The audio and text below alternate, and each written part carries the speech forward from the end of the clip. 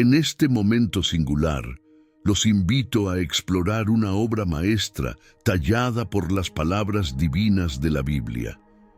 Una pantalla que revela ante nuestros ojos lo que se revelará en el mundo a medida que nos acercamos al final de nuestra era actual, como ha sido predicho en numerosos escritos sagrados.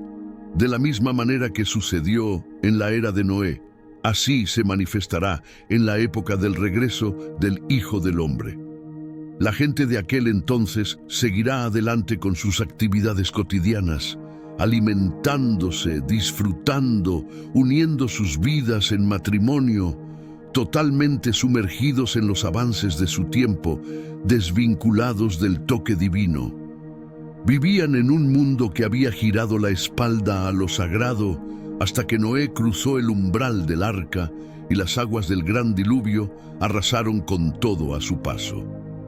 Los pasajes bíblicos no ofrecen una ventana al mañana. Es fundamental afinar los sentidos y escuchar, ya que el mensaje que trae es claro y resonante. Y muchos no quieren enfrentar la verdad que solo Dios y Jesucristo pueden mostrarnos. Necesitamos que todos sean conscientes del mañana y vivan una vida de fe en nuestro Señor Jesucristo. Para que esto suceda más rápido, asegúrese de compartir este video con un ser querido, un amigo o incluso en ese grupo de WhatsApp donde conocemos a personas tan queridas. Es nuestra misión llevar la palabra de Dios a la mayor cantidad de personas posible. De forma parecida, en la época de Lot, la vida seguía su curso habitual. La gente se dedicaba a comer, beber, comerciar, adquirir, sembrar y edificar. La cotidianidad fluía sin pausa, sin detenerse a contemplar sus faltas. No obstante, justo en el momento en que Lot fue rescatado de Sodoma por mandato divino, el cielo se desplomó liberando fuego y azufre y arrasó con la ciudad por completo. El mensaje es claro: el día de la revelación del Hijo del Hombre seguirá este patrón. En ese día, aquel que esté en el tejado de su casa con sus pertenencias dentro de ella no debe bajar a recogerlas. Del mismo modo, aquel que esté en el campo no debe mirar atrás. Recordando el destino de la esposa de Lot, cuando lo hizo, busca salvar su vida, la perderá.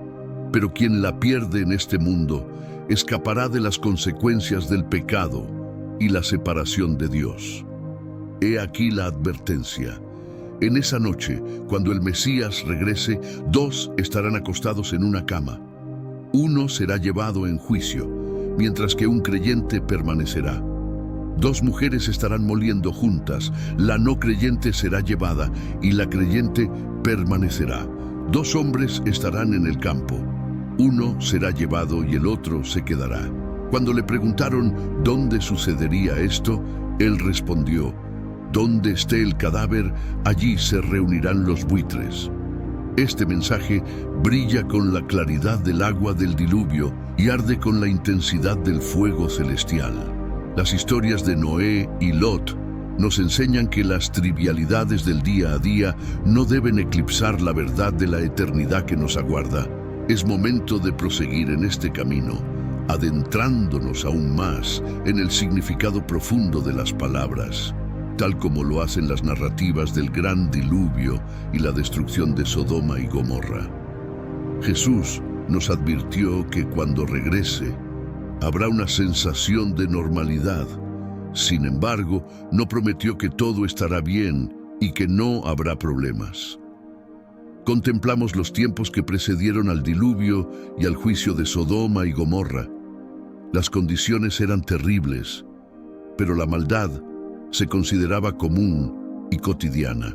La palabra que en su origen se traduce como apocalíptica y de la cual nuestra contemporánea Apocalipsis deriva en su esencia griega antigua, sugiere una acción de revelación o descubrimiento. Imagínese, a medida que el diluvio de Noé se cernía sobre ellos, a la gente afanándose por resguardar sus posesiones materiales, aunque tal esfuerzo pareciera fútil. De forma análoga, aquel que esté preparado para el regreso de Jesús no dará importancia a los bienes terrenales que deja atrás. La verdadera preocupación del corazón no debe centrarse en lo que poseemos aquí en la tierra, sino en lo que nos espera en el cielo. Es un recordatorio para todos nosotros de no mirar atrás, como la esposa de Lot. Ella desobedeció a Dios y volvió su mirada hacia Sodoma, probablemente con arrepentimiento y tal vez apego. La esposa de Lot fue transformada en una estatua de sal, mientras ella y su familia escapaban del castigo. Jesús instó a sus discípulos a desviar la mirada del efímero mundo, pronto a enfrentar juicio y a enfocarse en la salvación que Dios promete. La esposa de Lot, una figura sin nombre mencionada escasamente en las Escrituras, encontró un trágico final por ignorar el mandato divino. Su historia es más conocida por su muerte que por cualquier otro detalle de su vida. A pesar de carecer de un nombre, podemos inferir ciertos aspectos sobre ella. Conocía al Dios al que Noé rendía culto y tenía a Abraham como pariente, de quien podría haber aprendido mucho. Fue bendecida con la presencia de ángeles en su hogar, quienes la guiaron fuera de Sodoma. Sin embargo, despreció toda la misericordia divina. De su relato se desprenden enseñanzas vitales. Es factible perderse eternamente, aun siendo parte de la religión y teniendo todas las oportunidades para actuar correctamente. Puedes provenir de un entorno devoto, disfrutar de numerosas bendiciones espirituales y aún así perderte. Además, es posible abandonar el mundo y empezar de nuevo. Pero si tu corazón no se alinea con la voluntad divina, de poco servirá tu ubicación o tus acciones previas. Retroceder en tu camino esencialmente te desvía, y cada uno es responsable de sus creencias personales. La prohibición divina de mirar atrás, desatendida por la esposa de Lot, subraya la severidad de la desobediencia sin espacio para excusas o justificaciones. Este episodio nos recuerda, al igual que las historias de Ananías y Zafira, la implacable justicia de Dios y su postura frente a la desobediencia. Mirar hacia atrás no solo fue un acto de rebeldía, sino también una revelación de su profundo arraigo a Sodoma. Físicamente se alejaba, pero su corazón permanecía ligado a lo que dejaba atrás. Es crucial recordar que la Escritura nos advierte: aquel que elija ser amigo del mundo se declara enemigo de Dios, según Santiago 4.4. Anhelar la amistad del mundo no significa necesariamente renunciar a todo lo terrenal, sino distanciarnos de aquello que contradice a Dios. La maldad que antes era parte de nuestras vidas y el castigo de la esposa de Lot fueron severos, súbitos e irreversibles. No hubo segundas oportunidades para ella. Al mirar atrás, la misericordia que le había sido otorgada se esfumó instantáneamente. La Biblia no detalla los eventos posteriores, pero las consecuencias de su elección se presentan como un resultado directo de sus acciones. Esto nos recuerda que habrá un punto en el cual las oportunidades para obedecer a Dios se extinguirán. Algunos pueden menospreciar las advertencias sobre el infierno o un juicio venidero. Sin embargo, las descripciones de Jesús sobre el infierno evocan imágenes de sufrimiento y fuego eterno. Existen numerosos relatos de individuos que tuvieron la oportunidad de actuar correctamente y luego la perdieron para siempre, como el faraón Nadab y Abiú, Coré y su comitiva, y Judas Iscariote. Las advertencias de la esposa de Lot siguen siendo tremendamente pertinentes. Dios está preparado para juzgar a la humanidad y su mensaje es inequívoco. No debemos mirar atrás. Debemos buscar refugio del juicio divino en la redención que ofrece la sangre de Jesús y permitir que los ángeles de Dios nos guíen hacia la seguridad. Recordemos el aviso de que en una noche habrá dos personas en una cama.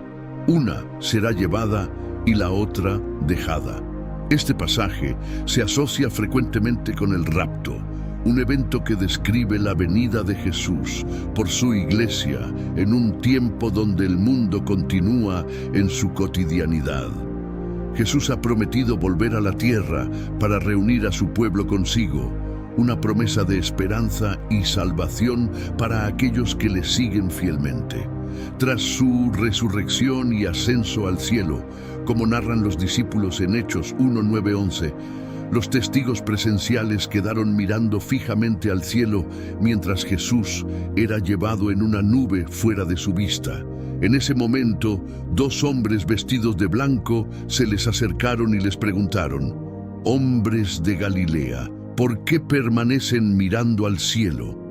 Este mismo Jesús que ha sido llevado de ustedes al cielo regresará de la misma manera que lo han visto ir al cielo». Dos verdades fundamentales resaltan de estos versículos. Primero, el Jesús que retornará es Él mismo que vivió entre nosotros y ascendió al cielo tras su resurrección. Y segundo, su regreso será visible, de la misma manera en que ascendió. Cuando Jesús ascendió al cielo, lo hizo visiblemente hasta que una nube lo ocultó de los discípulos. Estos pasajes sugieren que su retorno no será en secreto, sino visible para todos, un acontecimiento frecuentemente vinculado con el arrebatamiento de la iglesia. Este suceso representa una de las mayores esperanzas en la fe cristiana, aunque rodeado de misterio respecto a su cronología y naturaleza exactas. La enseñanza bíblica sostiene que, cuando el Señor regrese, descenderá del cielo y su pueblo ascenderá para encontrarse con Él en el aire, un evento que será visto por todos. Este acontecimiento, conocido como el arrebatamiento, deriva del término latino utilizado en Tesalonicenses 4:17, que traduce el término griego o harpazo como arrebatar o llevar por fuerza.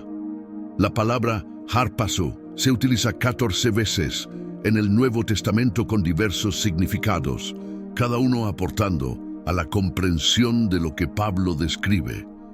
El versículo 17 nos informa que aquellos que estén vivos serán arrebatados junto con los resucitados en las nubes para encontrarse con el Señor en el aire, y así estarán con Él eternamente.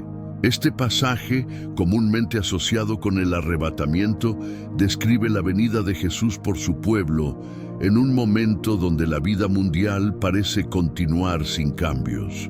Es un recordatorio de la promesa de esperanza y reunión eterna con el Señor, subrayando la importancia de estar preparados para su venida en medio de la normalidad de nuestras vidas cotidianas.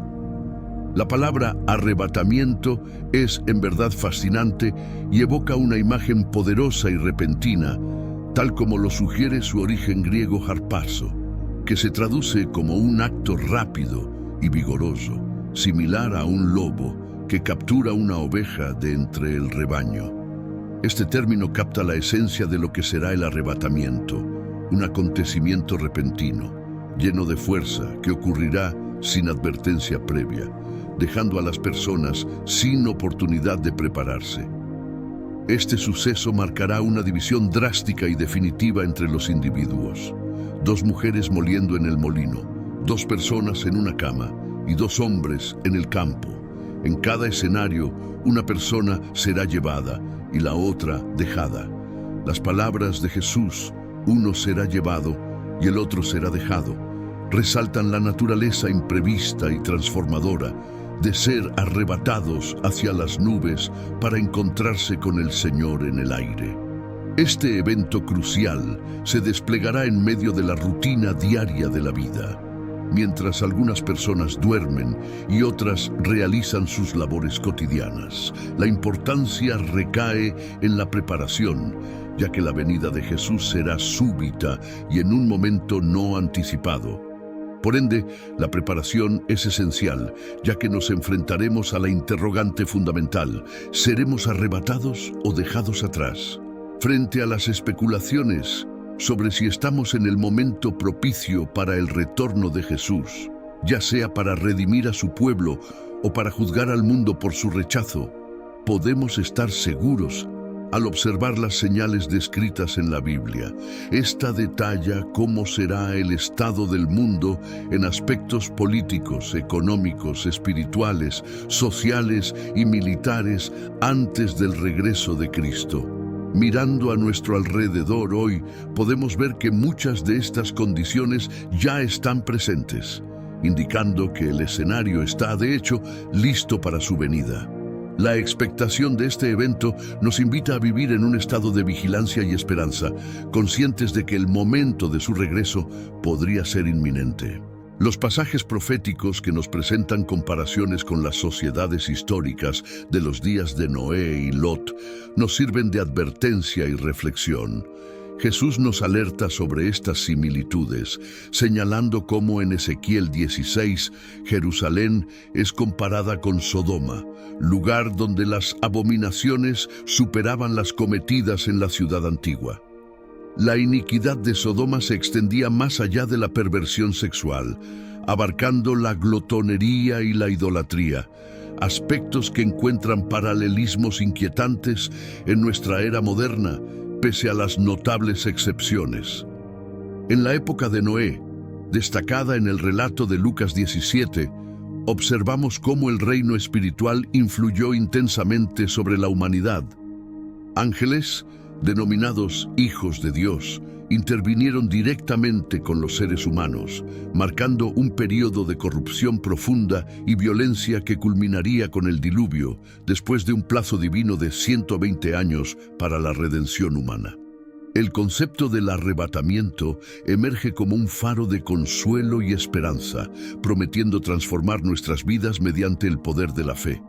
Este evento, en el que todos los creyentes, tanto vivos como muertos, serán elevados para reunirse con Cristo, nos impulsa a vivir en expectativa y preparación para el retorno del Señor. Además, la narrativa de la Biblia sobre el rey Acab y su caída subraya la gravedad de las maldiciones divinas contra aquellos que desafían los mandatos de Dios. La unión de Acab con Jezabel y su idolatría a Baal provocaron una de las condenaciones más severas registradas en las Escrituras, recordándonos la importancia de discernir las leyes espirituales y las consecuencias de nuestras acciones en el plano divino. Estas lecciones bíblicas, que van desde la época de Noé y Lot hasta el reinado de Acab, nos enseñan sobre la constante presencia de fuerzas espirituales en nuestra existencia y la importancia de alinear nuestras vidas con los preceptos divinos.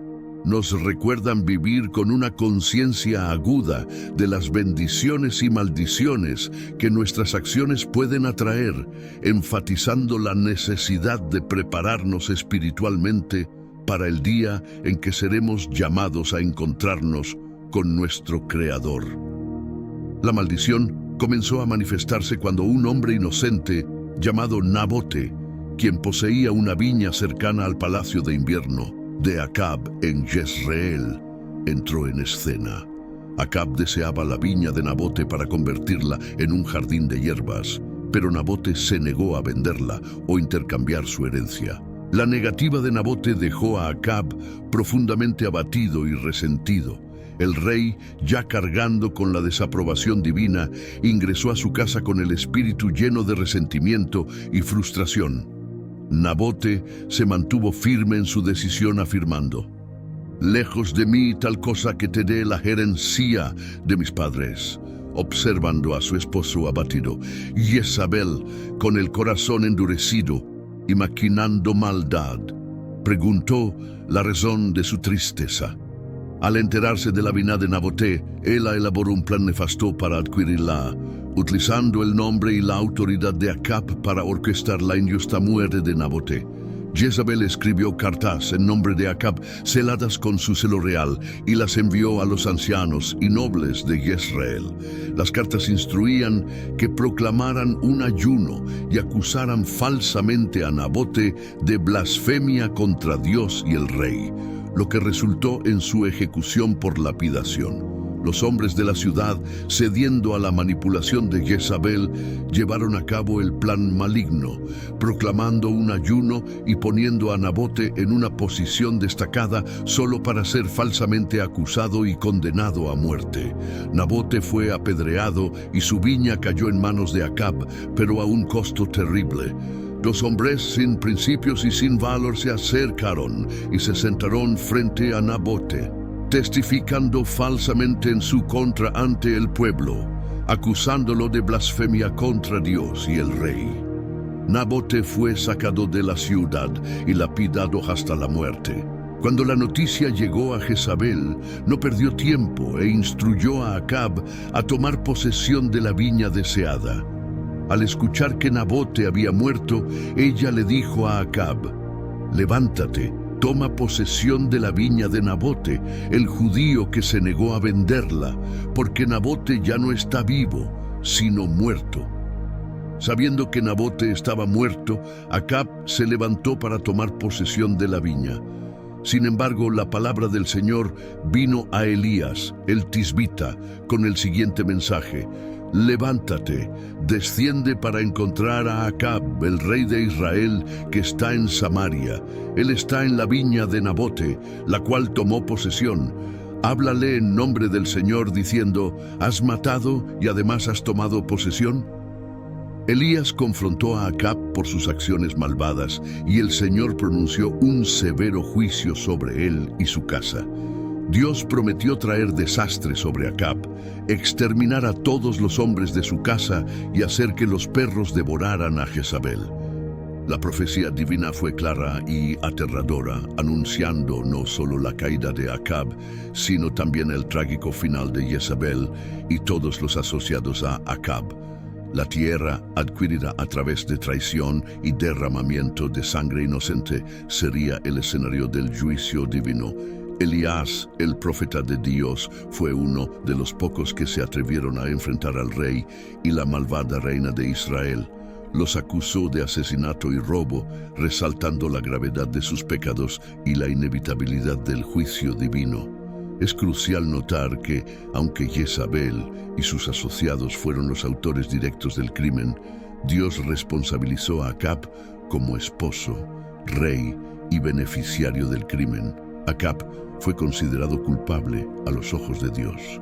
La predicción de Elías se mostró potente y conmovedora, proclamando el cese de los descendientes de Acab y un castigo severo para cualquier monarca, anticipando que su sucesor no heredaría el trono. El Creador también sentenció el término de la estirpe de Omri, progenitor de Acab. La visión profética igualmente señaló a Jezabel, augurando que sería consumida por los canes junto a los muros de Jezreel, un destino horrendo y deshonroso para la reina maléfica que instigó y persuadió a su marido a perpetrar vilezas. Acab, sin igual en su entrega al mal ante la presencia del Señor, bajo la influencia de su esposa Jezabel, se conmovió profundamente tras escuchar las declaraciones de Elías. Rasgó sus vestiduras, se atavió con cilicio y ayunó, mostrándose desolado y humilde, consciente de la magnitud de sus pecados y la sentencia divina sobre su linaje y él mismo. Al alba, la voz del Señor alcanzó de nuevo a Elías, el tisbita, diciendo: ¿Has observado cómo Acab se ha postrado ante mí? Por su postración no descargaré la calamidad en sus días, mas en la era de su descendencia haré caer la desgracia sobre su estirpe. El Todopoderoso valoró el gesto, la súplica y el arrepentimiento sincero de Acab, elementos de gran peso ante lo celestial. Si Acab no se hubiera sometido, la condena se habría ejecutado en su propia época.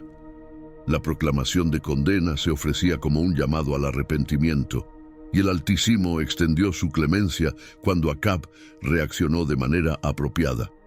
No obstante, no se registra acto de humildad o contrición por parte de Jezabel.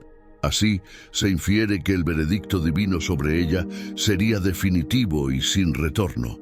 El erudito bíblico Adam Clarke destacó que un corazón contrito siempre capta la compasión divina. El arrepentimiento es inmensamente apreciado por el Padre Misericordioso, aun siendo superficial y transitorio. Esto manifiesta la esencia de la benevolencia de Dios, brindada incluso a los menos merecedores. A pesar de sus graves faltas, Acab recibió una inmensa misericordia en esta existencia mediante su arrepentimiento sincero. Acab fue el primero en perecer. El divino se valió de los profetas engañosos de Acab para atraerlo al combate en Ramot de Galaad, donde una saeta lo hirió y exangüe falleció en su carro. Acab persuadió a Josafat, monarca de Judá, para que se aliara en el intento de reconquistar Ramot de Galaad de manos de los sirios. Durante la visita de Josafat a Acab, este último insistió prudentemente en indagar la voluntad divina acerca del conflicto. Como respuesta, Acab congregó a 400 profetas impostores que le prometieron el triunfo, conforme se narra en el primer libro de Reyes, capítulo 22, versículo 6. No obstante, Josafat, alertado por el fraude, inquirió si existía algún auténtico profeta del Señor para consultar. Acab reconoció la existencia de Micaías como verdadero profeta, aunque lo detestaba por no profetizar nunca a su favor.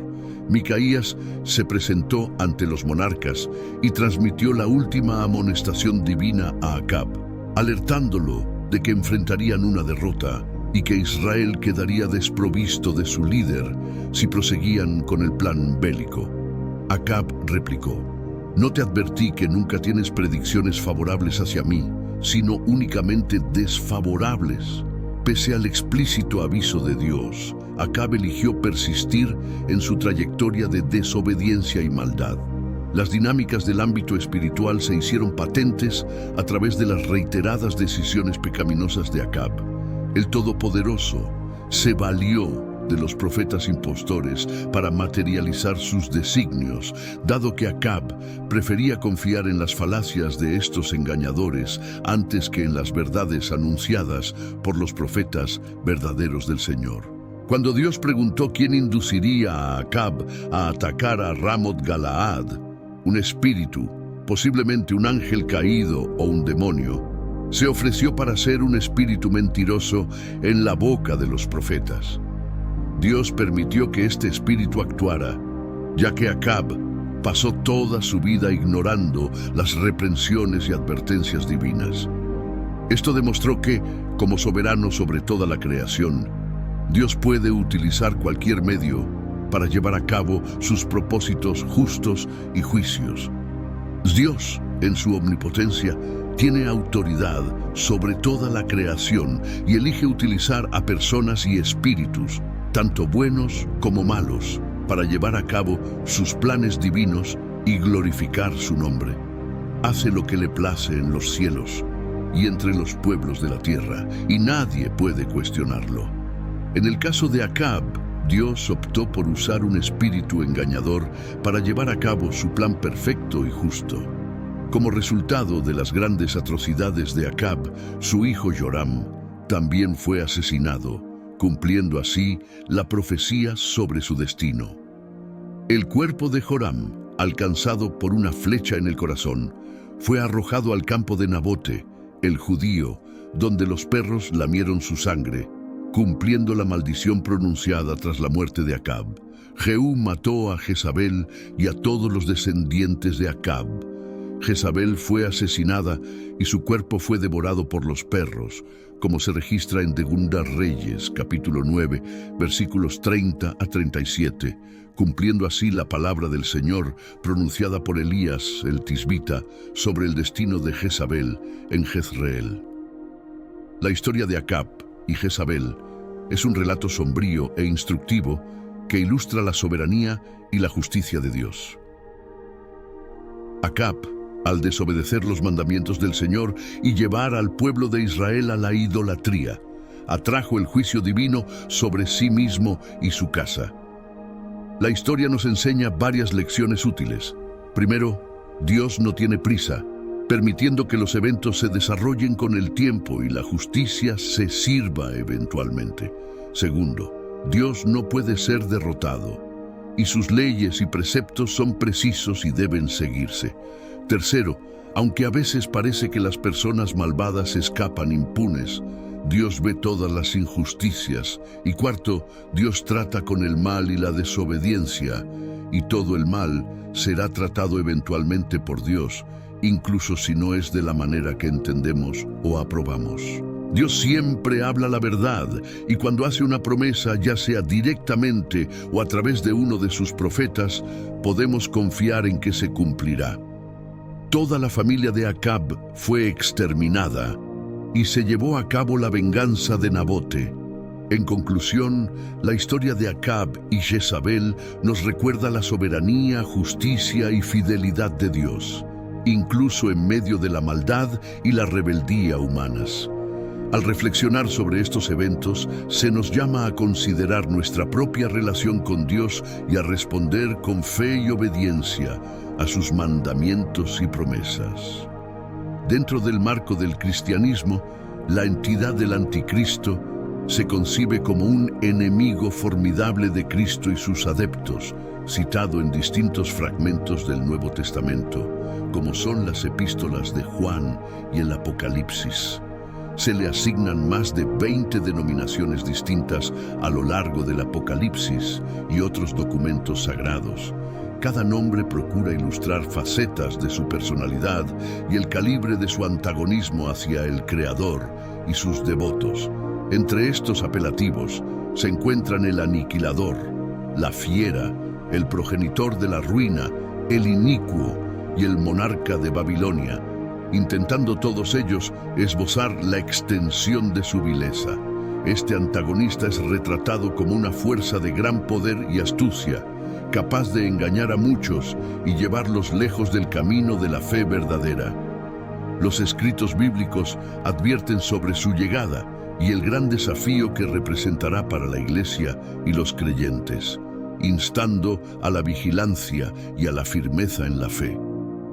Además de sus múltiples títulos, las Escrituras también describen sus acciones y el impacto profundo que tendrá en el mundo, tanto física como espiritualmente, marcando un periodo de tribulación y prueba para todos aquellos que siguen a Cristo. La presencia del anticristo en la teología cristiana sirve como un recordatorio de la lucha constante entre el bien y el mal, y la necesidad de permanecer fiel a los principios divinos frente a la adversidad. A través de estos relatos, los fieles son alentados a mantenerse alerta y preparados para resistir la influencia engañosa y corruptora del anticristo, reafirmando su compromiso con Dios y su mensaje de salvación. La anticipación de este enfrentamiento espiritual subraya la importancia de la perseverancia en la fe y la esperanza en la victoria final de Cristo sobre todas las formas de maldad. Esta figura es descrita como la encarnación del mal y la rebelión contra Dios, cuya aparición se dice que marcará los tiempos finales. Según la interpretación cristiana, el anticristo utilizará engaños, mentiras y todo tipo de artimañas para ganar poder y control sobre las naciones y las personas, incluidas aquellas consideradas malvadas. Se le representa como un líder carismático que seducirá a la humanidad para alejarla de la fe verdadera y llevarla hacia la perdición. El texto sagrado del Nuevo Testamento, particularmente en 1 Juan 4, alerta sobre la presencia activa del espíritu del anticristo en el mundo, el cual ya se manifiesta promoviendo engaños y resistiéndose a las doctrinas impartidas por Cristo, incluso antes de su aparición tangible en los tiempos finales. Dicho espíritu se distingue por impulsar corrientes de pensamiento que contradicen los principios del cristianismo, distorsionando las buenas nuevas y alentando una noción errónea de libertad que desatiende las instrucciones divinas. C.S. Lewis, una figura prominente en la literatura cristiana, subrayó en sus textos cómo el mal intenta minimizar la seriedad del pecado, reducir el atractivo del paraíso, disminuir el temor hacia el infierno y restar importancia a la trascendencia del Evangelio. Esta perspectiva pone de manifiesto el modo en que el anticristo y sus efectos procuran alterar la comprensión y actitud hacia la fe y la ética, con el fin de desviar a las almas del camino de la redención. La estrategia del anticristo incluye la infiltración en diversos aspectos de la sociedad, utilizando medios culturales, políticos y tecnológicos para diseminar sus engaños y desvirtuar la verdad. Al hacerlo, pretende socavar los fundamentos de la creencia cristiana, sembrando dudas y promoviendo ideologías que se oponen abiertamente a los mandatos divinos y al mensaje de esperanza que ofrece el Evangelio. La vigilancia y discernimiento se vuelven herramientas esenciales para los creyentes, llamados a identificar y resistir las sutiles manipulaciones del espíritu del anticristo. Se nos insta a profundizar en nuestro conocimiento de las Escrituras y a fortalecer nuestra relación con Dios como medios para salvaguardar nuestra fe de las corruptelas morales y espirituales que este adversario promueve. La unidad de la comunidad cristiana emerge como un baluarte contra la influencia del anticristo, fomentando el apoyo mutuo, la edificación en la fe y la práctica constante del amor y la compasión, tal como enseñó Jesucristo. En este contexto, la Iglesia desempeña un papel crucial como faro de luz, orientando y alentando a sus miembros a permanecer firmes ante los desafíos que plantea esta fuerza maligna. Finalmente, la esperanza en la victoria definitiva de Cristo sobre el anticristo y todas las fuerzas del mal sostiene a los fieles en su caminar diario. La promesa de un nuevo cielo y una nueva tierra donde reinarán la justicia y la paz inspira a los creyentes a perseverar en su fe, manteniendo viva la llama de la esperanza y el compromiso con los valores del reino de Dios.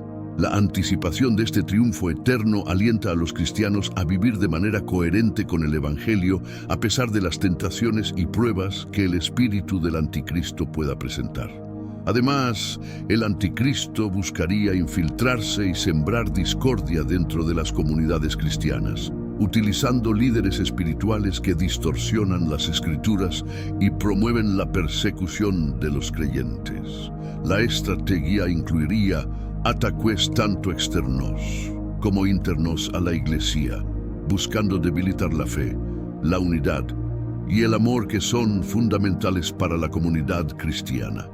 La enseñanza sobre el anticristo sirve como una advertencia para los creyentes, llamándolos a permanecer firmes en su fe, a discernir cuidadosamente la verdad de la falsedad y a resistir las influencias que buscan alejarlos de sus creencias y valores fundamentales. Se enfatiza la importancia de la vigilancia espiritual y la fidelidad a las enseñanzas de Cristo frente a la adversidad y el engaño. En estos tiempos difíciles, todo esto es un preparativo para la llegada de ese hombre maligno llamado Anticristo. Personalmente, creo que surgirá de un lugar muy importante, como el gobierno de algún país de primer mundo o alguna organización de naciones extremadamente poderosa, como la ONU o la Unión Europea.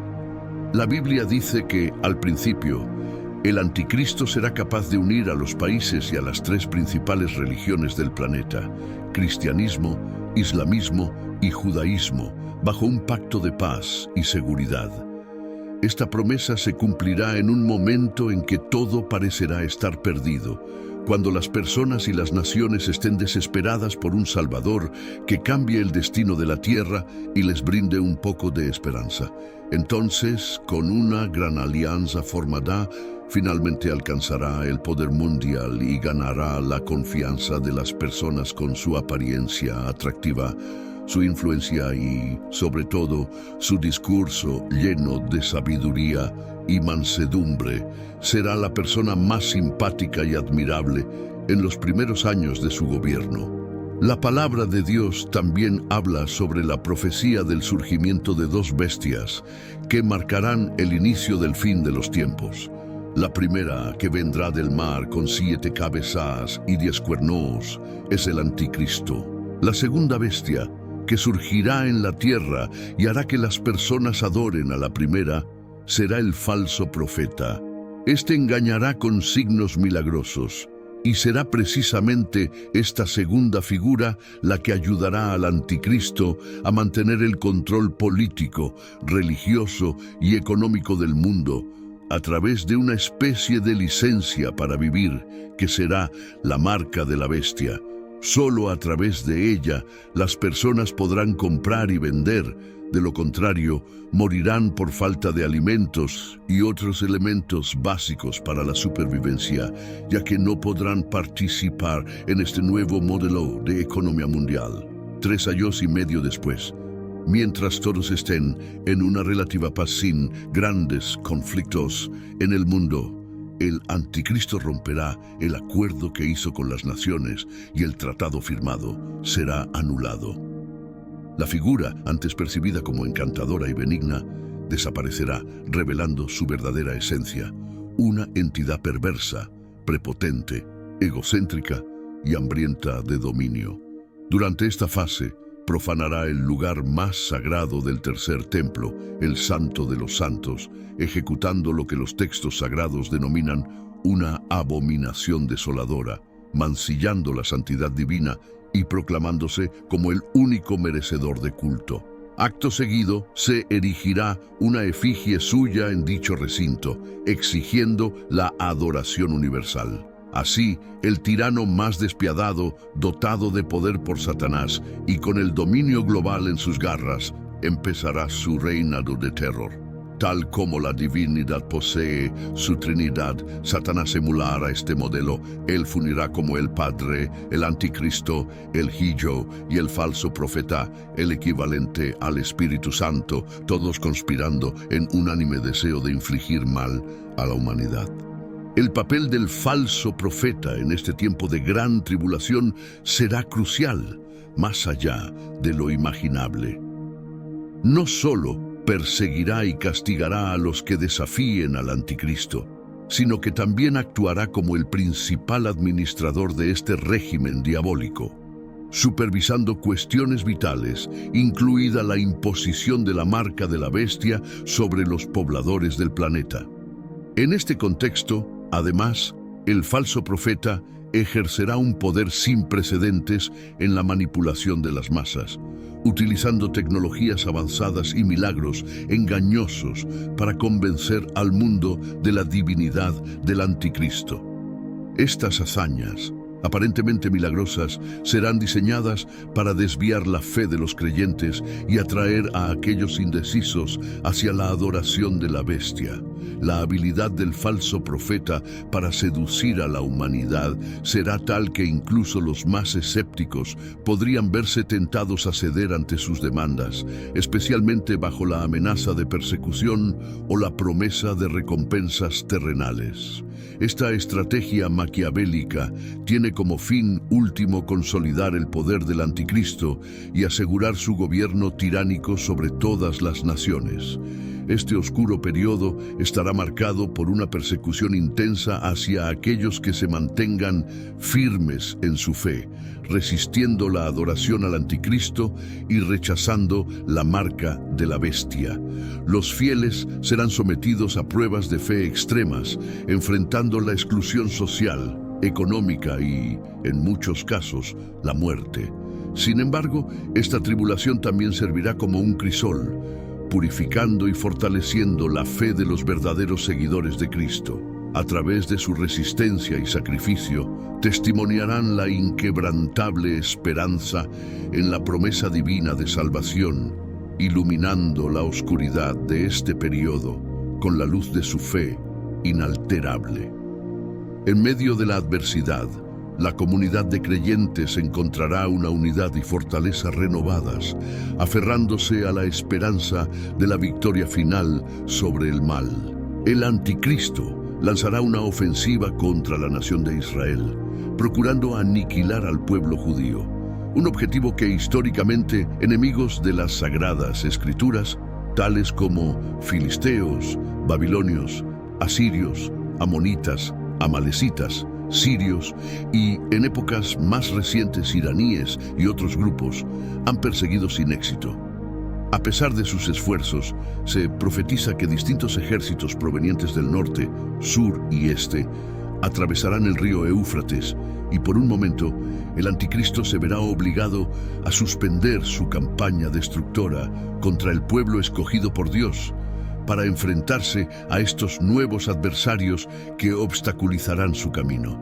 Durante este periodo de conflictos internos, un oponente inesperado hará su entrada, el Señor Jesucristo, cabalgando un caballo blanco, envuelto en majestuosidad y fuerza, y acompañado por sus fieles y ángeles.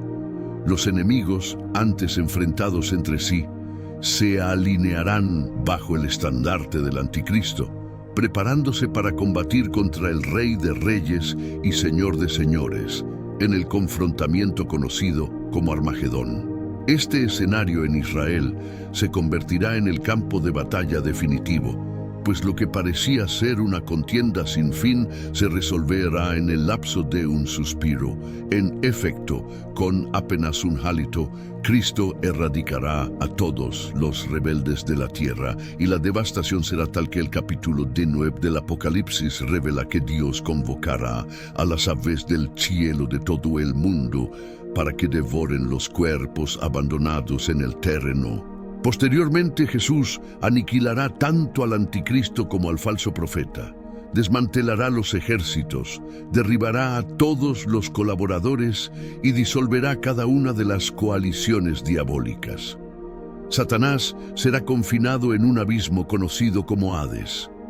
Tras la purificación realizada por las aves y la erradicación de toda maldad, solo aquellos fieles a Cristo y que no se opusieron a Él permanecerán en la tierra. El dominio de Jesús se instaurará aquí por 1000 años, y se dice en las Escrituras que aquellos de nosotros que hemos vivido y fuimos arrebatados, colaboraremos con Él en la gestión de los acontecimientos durante el milenio. El rey David se convertirá en su mano derecha en este imperio de Jesús. Todo aquello que fue instaurado por el Padre en el jardín del Edén, pero que fue corrompido por el pecado, será restaurado, incluso mejorado. Sin embargo, la narrativa no concluye ahí. La muerte física no bastará para los descreídos. A medida que el reino milenario se despliegue, la justicia, paz y prosperidad prevalecerán, haciendo realidad las promesas divinas de un paraíso restaurado en la tierra. La presencia de Jesús asegurará que la voluntad de Dios se cumpla en cada aspecto de la vida, transformando completamente la existencia humana y el orden natural. Este periodo será testigo de la verdadera armonía entre el hombre y la creación, tal como fue ideado en el principio. Con el fin del milenio se llevará a cabo el juicio final, donde aquellos que rechazaron la gracia serán confrontados con su destino eterno. Este momento marcará la separación definitiva entre el bien y el mal, y aquellos que hayan elegido la rebeldía enfrentarán las consecuencias de su decisión. La victoria de Cristo sobre el mal será total y absoluta, asegurando un futuro eterno de gloria para los redimidos. La reinstitución del paraíso terrenal no solo simboliza la redención de la humanidad, sino también la restauración de toda la creación, que gime en espera de este momento de liberación. Este tiempo de paz será un testimonio del poder redentor de Dios y de su amor incondicional hacia su creación. Finalmente, la historia de la humanidad y la creación alcanzará su culminación en una realidad donde la muerte y el pecado no tendrán lugar. La nueva creación será el hogar eterno de todos aquellos que han sido fieles a Dios, un lugar donde la tristeza, el dolor y el llanto serán olvidados y donde la vida en su plenitud será disfrutada para siempre. Dios mismo se sentará en el gran trono blanco, y su majestuosidad será tan poderosa que la tierra y el cielo huirán de su presencia.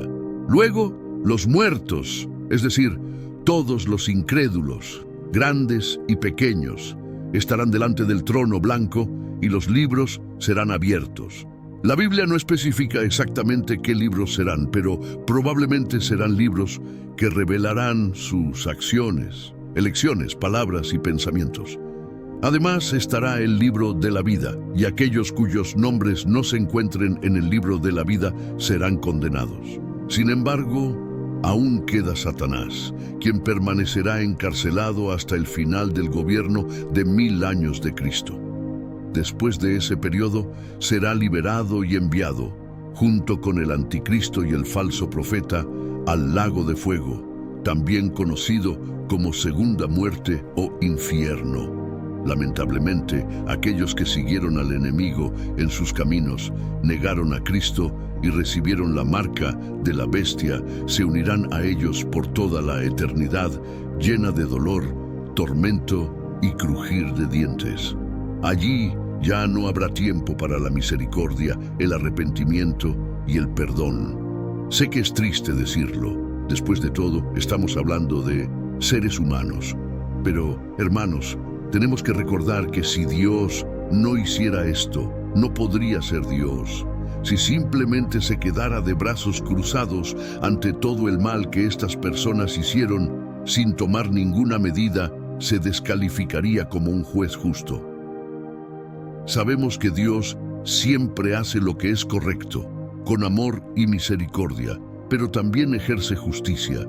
Como las personas no quisieron recibir la gracia de Dios a través de su Hijo Jesús, serán condenadas eternamente. Quizás te estés preguntando, ¿pero qué sucede después? La Biblia dice que un nuevo cielo y una nueva tierra se formarán, y este nuevo mundo se llamará Nueva Jerusalén. Allí, las personas vivirán para siempre, y no habrá tristeza, dolor, llanto, enfermedades, ni, mucho menos, la muerte. Jesús caminará a nuestro lado de la misma manera que caminó con Adán y Eva en el paraíso. Aunque el libro de Apocalipsis contiene muchos pasajes oscuros, siempre hay un signo de la gracia y la misericordia de Dios.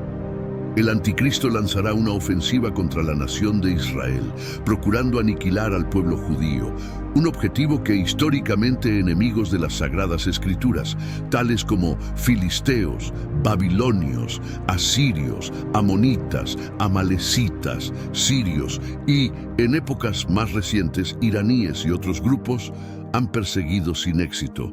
A pesar de sus esfuerzos, se profetiza que distintos ejércitos provenientes del norte, sur y este atravesarán el río Éufrates, y por un momento el anticristo se verá obligado a suspender su campaña destructora contra el pueblo escogido por Dios para enfrentarse a estos nuevos adversarios que obstaculizarán su camino. Durante este periodo de conflictos internos, un oponente inesperado hará su entrada. El Señor Jesucristo, cabalgando un caballo blanco, envuelto en majestuosidad y fuerza, y acompañado por sus fieles y ángeles. Los enemigos, antes enfrentados entre sí, se alinearán bajo el estandarte del anticristo, preparándose para combatir contra el Rey de Reyes y Señor de Señores en el confrontamiento conocido como Armagedón. Este escenario en Israel se convertirá en el campo de batalla definitivo, pues lo que parecía ser una contienda sin fin se resolverá en el lapso de un suspiro. En efecto, con apenas un hálito, Cristo erradicará a todos los rebeldes de la tierra, y la devastación será tal que el capítulo 19 del Apocalipsis revela que Dios convocará a las aves del cielo de todo el mundo para que devoren los cuerpos abandonados en el terreno. Posteriormente, Jesús aniquilará tanto al anticristo como al falso profeta, desmantelará los ejércitos, derribará a todos los colaboradores y disolverá cada una de las coaliciones diabólicas. Satanás será confinado en un abismo conocido como Hades, tras la purificación realizada por las aves y la erradicación de toda maldad. Solo aquellos fieles a Cristo y que no se opusieron a Él permanecerán en la tierra. El dominio de Jesús se instaurará aquí por 1000 años, y se dice en las Escrituras que aquellos de nosotros que hemos vivido y fuimos arrebatados, colaboraremos con Él en la gestión de los acontecimientos durante el milenio. El rey David se convertirá en su mano derecha en este imperio de Jesús. Todo aquello que fue instaurado por el Padre en el jardín del Edén, pero que fue corrompido por el pecado, será restaurado, incluso mejorado. Sin embargo, la narrativa no concluye ahí. La muerte física no bastará para los descreídos. A medida que el reino milenario se despliegue, la justicia, paz y prosperidad prevalecerán, haciendo realidad las promesas divinas de un paraíso restaurado en la tierra. La presencia de Jesús asegurará que la voluntad de Dios se cumpla en cada aspecto de la vida, transformando completamente la existencia humana y el orden natural. Este periodo será testigo de la verdadera armonía entre el hombre y la creación, tal como fue ideado en el principio. Con el fin del milenio, se llevará a cabo el juicio final, donde aquellos que rechazaron la gracia serán confrontados con su destino eterno. Este momento marcará la separación definitiva entre el bien y el mal, y aquellos que hayan elegido la rebeldía enfrentarán las consecuencias de su decisión. La victoria de Cristo sobre el mal será total y absoluta, asegurando un futuro eterno de gloria para los redimidos. La reinstitución del paraíso terrenal no solo simboliza la redención de la humanidad, sino también la restauración de toda la creación que gime en espera de este momento de liberación. Este tiempo de paz será un testimonio del poder redentor de Dios y de su amor incondicional hacia su creación. Finalmente, la historia de la humanidad y la creación alcanzará su culminación en una realidad donde la muerte y el pecado no tendrán lugar. La nueva creación será el hogar eterno de todos aquellos que han sido fieles a Dios. Un lugar donde la tristeza, el dolor y el llanto serán olvidados, y donde la vida en su plenitud será disfrutada para siempre.